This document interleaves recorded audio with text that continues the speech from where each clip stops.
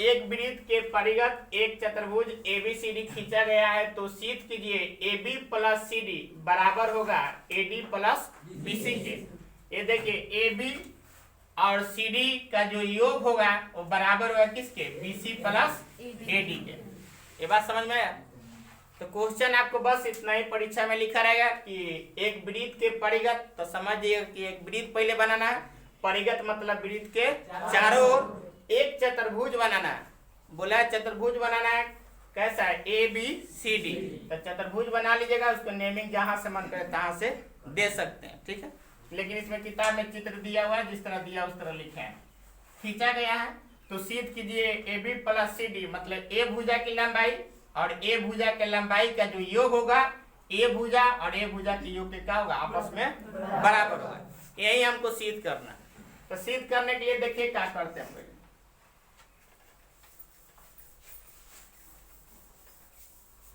आप लोग को बोले कि जैसे जैसे फोटो बनता है तैसे तैसे क्या करना है, लिखना है। तो पहला बात, पहले तो हम क्या किया, एक वृत्त बना है, बनाए ना वृत्त। तो पहले लिखे कि माना कि ओ केंद्र वाले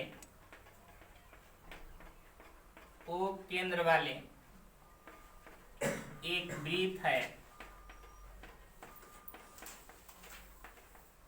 जिसके परिगत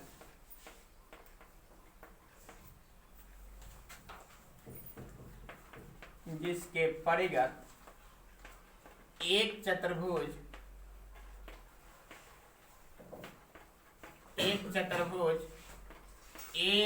ABCD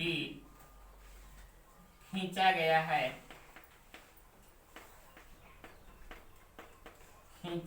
है जो वृत्त को PQR तथा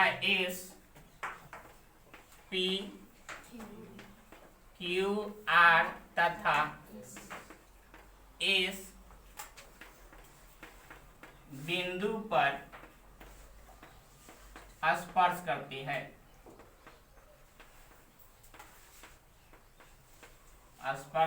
है। इतना हम लोग बनाए हैं। पहले क्या माने कि माना कि एक वृत्त है जिसका केंद्र क्या है, वो है, इसके एक चतुर्भुज है ABCD, चार गो भुजा है, एक भुजा AB है बाबू, उसके बाद BC है, उसके बाद CD है, उसके बाद क्या है, D है। एक चतुर्भुज खींचा गया है जो वृत्त को P बिंदु, Q बिंदु, R बिंदु तथा S बिंदु पर क्या करती है, स्पर्श करती है। तो यहाँ तक लिखने में कोई दिक्कत है, आराम से लिखा जाएगा। बोलिए कि माना कि एक O केंद्र वाला एक वृत्त है, इसके परिगत एक चतुर्भुज ABCD खींचा गया है जो वृत्त को PQR तथा S बिंदु पर क्या करती है। यहाँ तक क्वेश्चन दिया था तो सिद्ध करना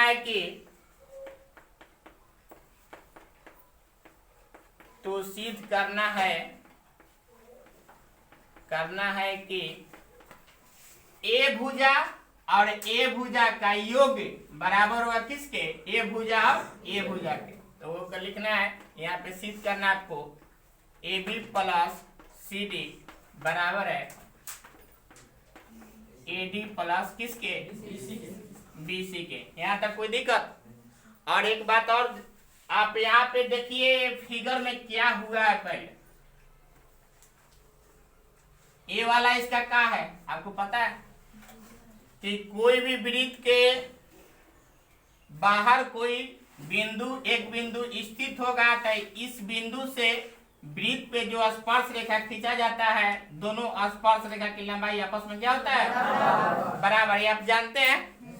तो वृत्त के किसी बा बिंदु से, कोई भी एक बा बिंदु से वृत्त पे जब स्पर्श रेखा खींचा जाता है तो दोनों स्पर्श रेखा की लंबाई आपस में बराबर लिखिए तो चाहे समान लिखिए तो बात बराबर है। यहाँ कोई दिक्कत? तो एक चीज करके यहाँ पे आपको जब भी बताया था कंसेप्ट ऑफ चोच बनेगा, उस समय दोनों भुजा की लंबाई आपस में क्या होता है। तो यहाँ पे ए वाला और ए वाला बन रहा है, ए बन रहा है कि नहीं बन रहा है? ए भी कंसेप्ट ऑफ चोच बन रहा है ना, और ए भी बन रहा है, और ए भी। तो इससे पता चल रहा है कि एपी का जितना लंबाई होगा उतना ही लंबाई किसका होगा? एस का होगा। बीपी का जितना लंबाई होगा उतना ही लंबाई किसका होगा? बीक्यू का।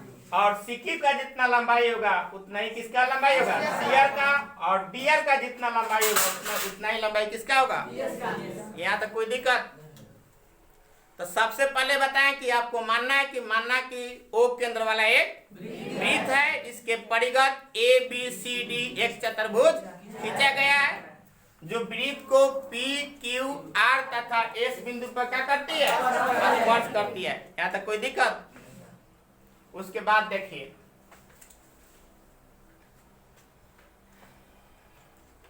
यहाँ लिखिए कि हम जानते हैं कि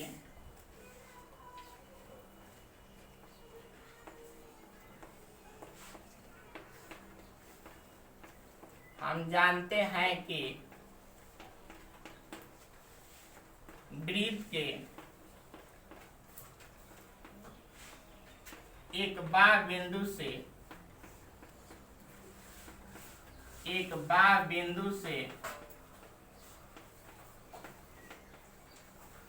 वृत्त पर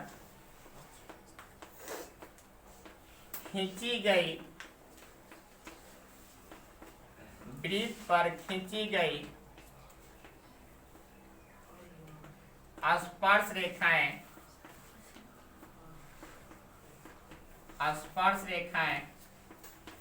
बराबर लिखे चाहे समान लिखे, स्पर्श रेखाएं की लंबाई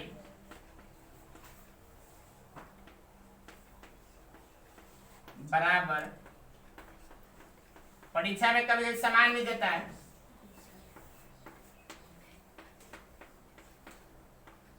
बराबर होती है।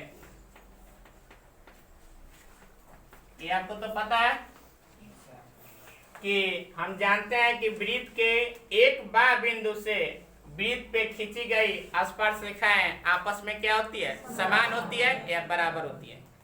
तो इसी कंसेप्ट का सर यूज करना है यहाँ पे। ए बाह्य बिंदु कौन है? ए है ना यहाँ पे ना, तो इस पे स्पर्श रेखा कौन सा हो जाएगा? वो एपी हो जाएगा। वो कौन सा हो जाएगा? एस हो जाएगा।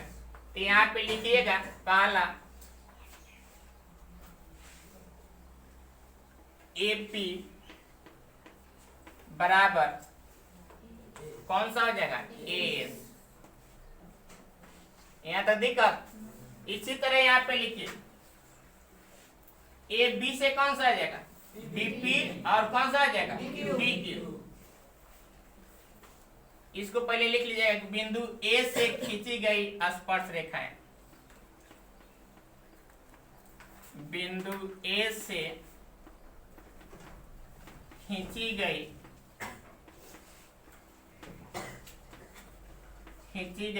वृत्त पर स्पर्श रेखाएं।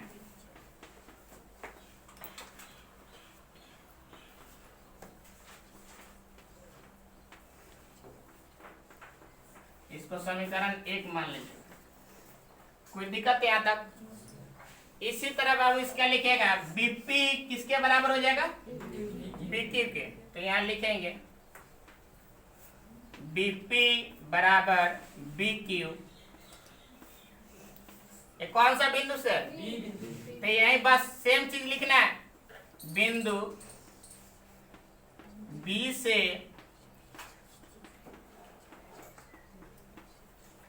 से खींची गई वृत्त पर स्पर्श रेखाएं।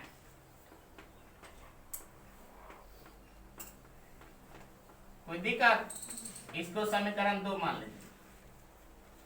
फिर देखिए एपी हो गया, एपी बराबर एस हो गया, फिर बीपी बराबर बीक्यू हो गया।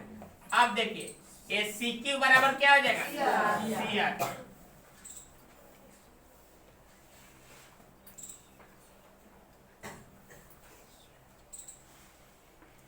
सीक्यू बराबर सीआर। ये कौन सा बिंदु से? बिंदु सी से, तो बिंदु सी से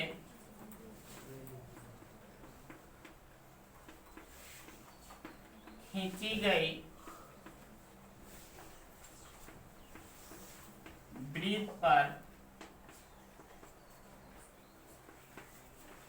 स्पर्श रेखाएं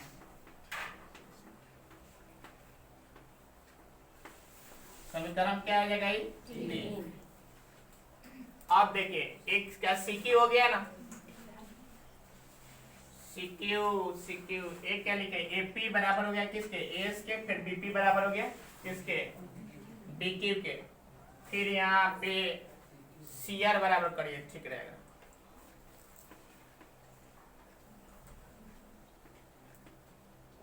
अब देखिए यहाँ पे अब क्या लिखेंगे? डी आर बराबर किसके? डीएस के।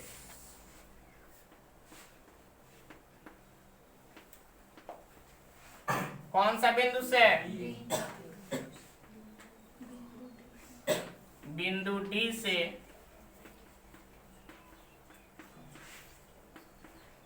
खींची गई वृत्त पर स्पर्श रेखाएं।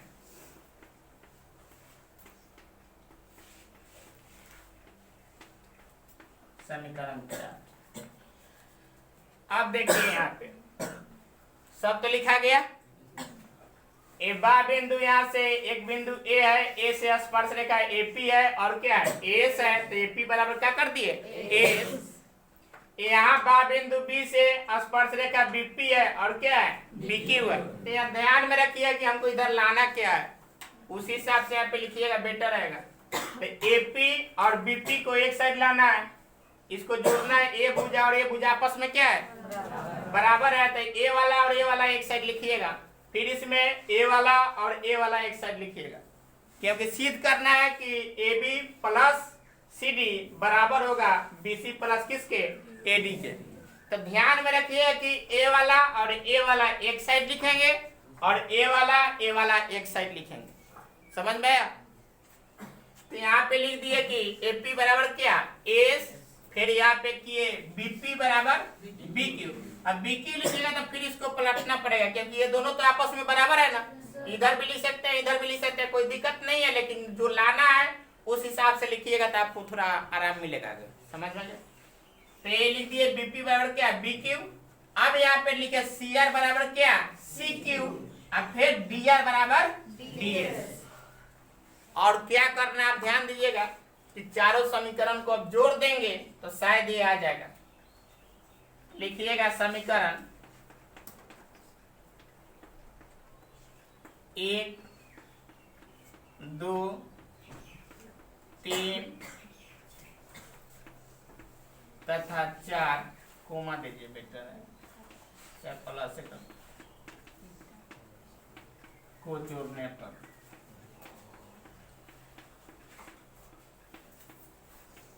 अब देखिए जोड़ना है तो इसको एक साइड लिखना पड़ेगा। इधर वाला जितना टर्म है उसको एक साइड और इधर वाला को एक साइड। तो यहाँ पे क्या लिखेंगे? एपी प्लस क्या है? BP plus CR plus DR. यहाँ तक कोई दिक्कत? बराबर इधर क्या लिखाएगा? AS plus BQ plus CQ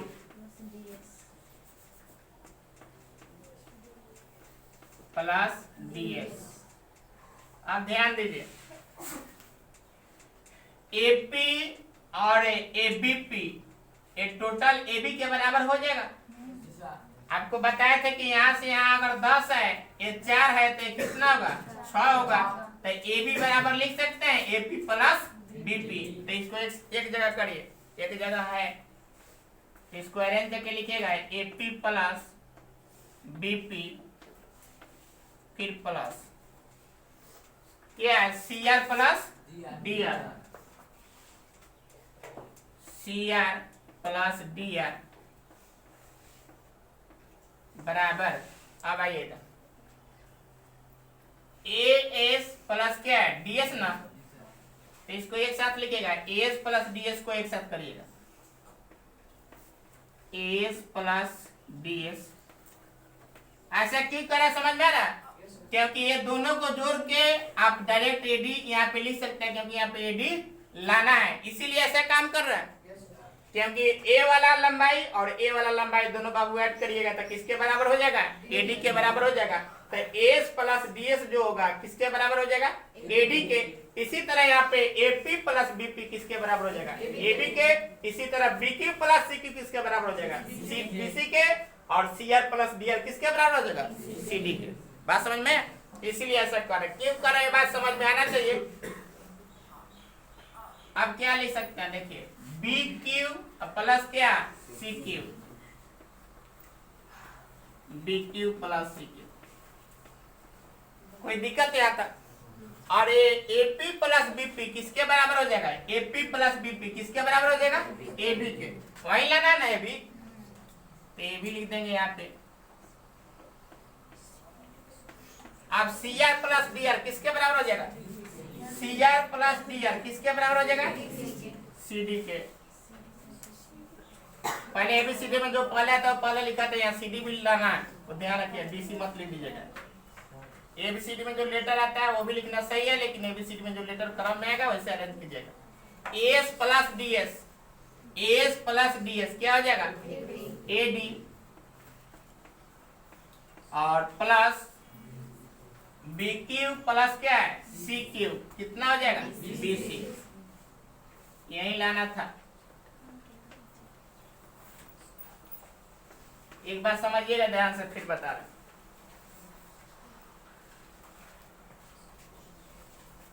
सबसे पहले आपको क्या करना है, क्वेश्चन दिया है कि एक वृत्त के परिगत एक चतुर्भुज एबीसीडी खींचा गया है, तो सिद्ध करना है कि AB प्लस CD बराबर होगा AC प्लस किसके?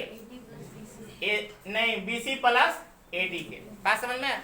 ये दोनों भुजा का योग आपस में बराबर होगा ये दोनों भुजा के योग। आप ABCD जैसे मन करे तैसे मान सकते हैं, ऊपर में भी मान सकते हैं, कोई दिक्कत नहीं है। तो इतना बात आपको लिखना पड़ेगा कि पहले बताया कि जैसे जैसे फिगर बनता है वैसे वैसे आपको लिखना है। तो पहले लिखे कि माना कि O केंद्र वाले एक वृत्त है, इसके परिगत ABCD एक चतुर्भुज खींचा गया है। क्लियर है? जो वृत्त को P, Q, R तथा S बिंदु पर स्पर्श करती है, तो सिद्ध करना है कि AB प्लस CD बराबर होगा BC प्लस AD। क्लियर हो गया? और उसके बाद आप जानते हैं सर कि जहां भी कंसेप्ट ऑफ चोच बनता है तो दोनों भुजा की लंबाई आपस में क्या होता है? बराबर या समान, जो भी मन करे सो बोलिए। ठीक है? तो इसी कंसेप्ट का यूज किए, तो यहाँ पे पहले लिखे AP बराबर किसके हो जाएगा? एस के। तो ये वृत्त के किस बिंदु से खींचा गया? बिंदु से ए से। ए बीपी बराबर होगा किसके? बीक्यू के। और फिर सर इसको लिखिएगा ए सीआर बराबर किसके हो जाएगा? सीक्यू के। और डीआर बराबर किसके हो जाएगा? डीएस के। इतना चारों समीकरण लिख लिए और चारों समीकरण को जोड़ दीजिएगा। इसको समीकरण 1 मान लिए, इसको 2, इसको 3, इसको 4, और चारों को जोड़िएगा तो जोड़ने पर ए वाला इधर का सब एक साइड लिखाता है और इधर का सब एक साइड लिखाता है। आराम से लिख दीजिएगा। यहाँ तक एपी लिख दिए, प्लस का साइन दे दिए, फिर प्लस बीपी लिख दिए, फिर प्लस का साइन, फिर सीआर, फिर प्लस कितना डीआर बराबर एस प्लस कितना BQ plus CQ plus DS. अब इतना करने के बाद आपको ध्यान में दीजिए क्या लाना है। हमको लाना है ए बी। तो आपको पता है सर ए वाला लंबाई आपके इक्वेशन में दिख रहा है। तो अगर एपी और बीपी को जोड़ेंगे तो एबी के क्या हो जाएगा? बराबर हो जाएगा। तो वही कर दिए, एपी प्लस बीपी एक जगह लिख दिए। अब यहाँ पे लिखिएगा एक जगह इसको करना है सीआर प्लस किसको? डीआर को। सीआर और डीआर को एक जगह कर दिया। फिर इधर आइएगा तो करना है एस प्लस किसको? डीएस को एक साथ कर दिए। फिर इधर आइए बीक्यू प्लस सीक्यू एक साथ कर दिए। और ये आपको पता है कि एपी प्लस बीपी किसके बराबर है, एबी के, और सीआर प्लस डीआर किसके बराबर है, सीडी के। लिखा गया। फिर बराबर करिएगा, एएस प्लस डीएस किसके बराबर है, एडी के, और बीके प्लस सीके किसके बराबर है, बीसी के। तो लिख दिए, यही आपको लाना था। इस तरह से प्रूफ हो गया। किसी बच्चा को कहीं दिक्कत है, किसी को कहीं दिक्कत है तो बोलिए। ये मानने में कोई परेशानी है? आपको जो मन करे सब मान सकते हैं, मन करे तो इसको उड़ा भी सकते हैं, नहीं भी लिख सकते हैं। समझ में? फुटू नहीं आएगा परीक्षा में, ध्यान में रखिए। उतारिए।